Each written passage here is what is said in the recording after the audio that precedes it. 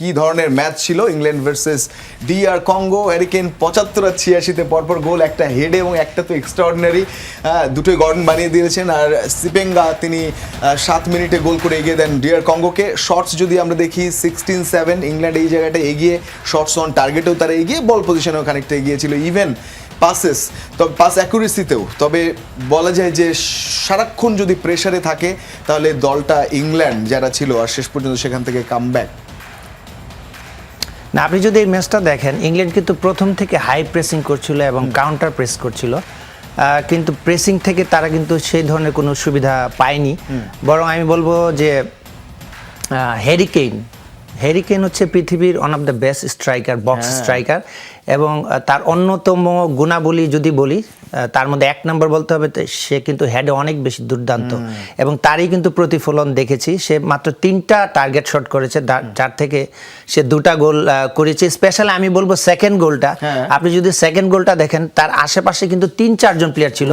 সে ball receive করার পর সে কিন্তু ডিসেলারেশন করে এবং সাডেনলি অ্যাক্সেলারেশন দিয়ে সেটাকে এত পাওয়ারে সে প্লেসিং শট করে, গোলকিপার আসলে দেখা ছাড়া কিছু করার ছিল না। একটু দেখি, তাই না, যে যেভাবে গোলগুলো হলো হ্যারি কেইন ময় তো আসলে সবকিছু। হ্যারি কেইন গোল 1 যদি আমরা দেখি, গর্ডন এখান থেকে খুব দারুণভাবে একটা চিপ বাড়ালেন উঁচু করে, ঠিক হ্যারি কেইন অপেক্ষায় ছিলেন একেবারেই ডিবক্সের কাছাকাছি, ডিফেন্ডার একজন তারপরে ছিল, লুজ মার্কিং করে সে সামনের দিকে চলে আসছিল সেই বলটা, রাইট। পরের ছবিতে ঠিকই হেডটা কমপ্লিট করেছেন খুব দারুণভাবে, আবার একটু পিছিয়ে, এবং তারপরে সেই গোলটা তো হয়েই গেল। এই গোলটা আর আটকাতে পারেননি ডিআর কঙ্গোর কিপার, যিনি দারুণ সব সেভ দিয়েছেন। এরপরের ছবি যদি দেখি, ঠিক এই গোলটার জন্য যে অপেক্ষা, সেটা টমাস টুকেলের সেই উদযাপন দেখে বোঝা গিয়েছিল। কারণ এর পরে কি হয়েছিল হাইড্রেশন ব্রেকে, সেগুলো আমরা বলবো। তবে স্বস্তি, ফাইনালি ইংলিশদের স্বস্তিতে ফেরা অনেক বেশি প্রেশারের পর।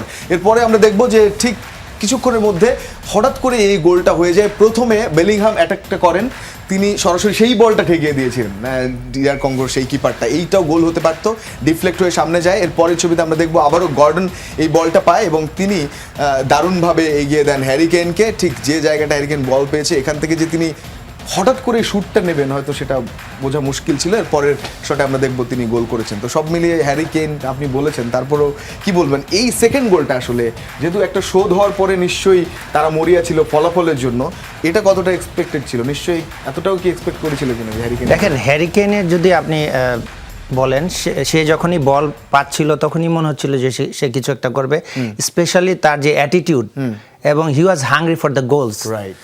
সো সে এমন ধরনের প্লেয়ার যে সে একটা গোলে সন্তুষ্ট না, কারণ আপনি জানেন 1 গোল দেয়া মানে 1-1 ড্র, তাদেরকে জিততেই হবে, এবং ইংল্যান্ডের মতো টিম নিশ্চয়ই চাবে না যে তারা এক্সট্রা টাইমে যাক। তো হ্যারি কেইনই সেকেন্ড গোলটা আমার কাছে মনে হয়েছে যে এটা ওয়ার্ল্ড ক্লাস গোল। এবং আমি যেটা বলছিলাম যে দেখেন আপনি ছবিতে 3-4 জন মাঝখান থেকে সে গোলটা করেছে, এবং এটা ভেরি ডিফিকাল্ট গোল।